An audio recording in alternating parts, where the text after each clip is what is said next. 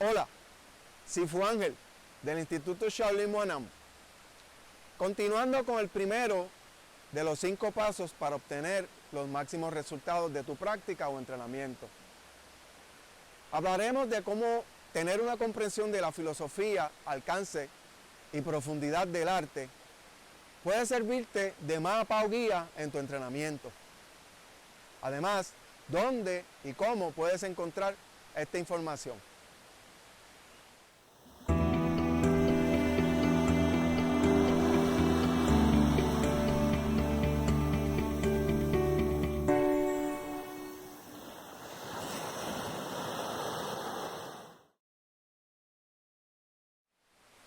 Hola, primer paso para obtener los máximos resultados de tu entrenamiento.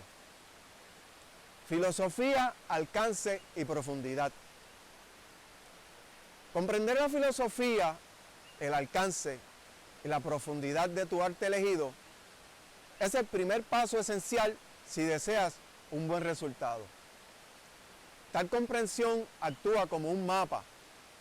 No solo te muestra el camino y cómo llegar allí, sino también el resultado potencial en el destino. Sin esta comprensión, muchas personas no solo pierden mucho tiempo y a menudo se pierden el camino, sino que tampoco saben en qué están trabajando.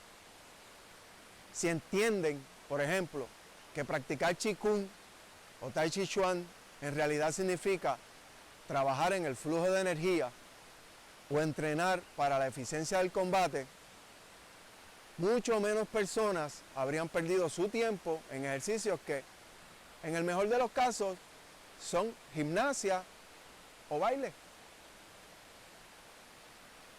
Si además comprenden que el alcance y la profundidad de Qigong son mucho más que solo flujo de energía, trabajar en el flujo de energía es su base esencial.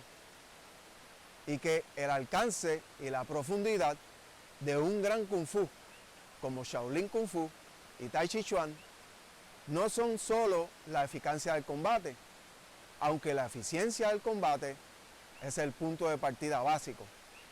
Irían más allá de los cimientos y bases a mayores alturas, como la vitalidad, longevidad, expansión de la mente y la realización espiritual. ¿Dónde puedes obtener conocimiento sobre la filosofía, el alcance y la profundidad de tu arte elegido? Hay 2 fuentes principales: maestros vivos y clásicos establecidos.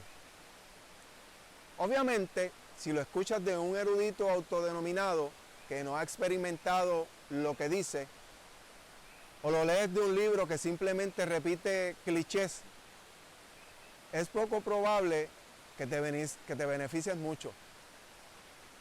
Los maestros vivientes eran raros incluso en el pasado. Son más raros aún hoy día.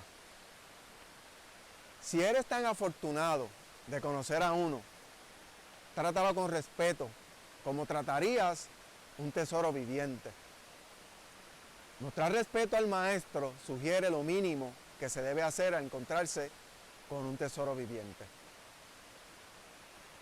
Si cortésmente le haces preguntas relevantes, el maestro las responderá.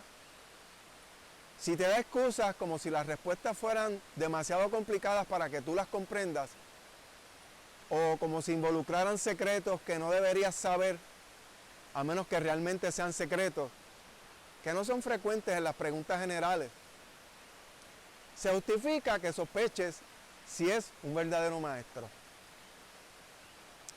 Los clásicos establecidos también eran raros en el pasado, pero hoy están más disponibles. Para entender los clásicos necesitas superar 2 obstáculos, sin embargo. Primero, necesitas saber el lenguaje chino clásico. Y segundo, necesitas tener algunos conocimientos básicos del tema en que lees.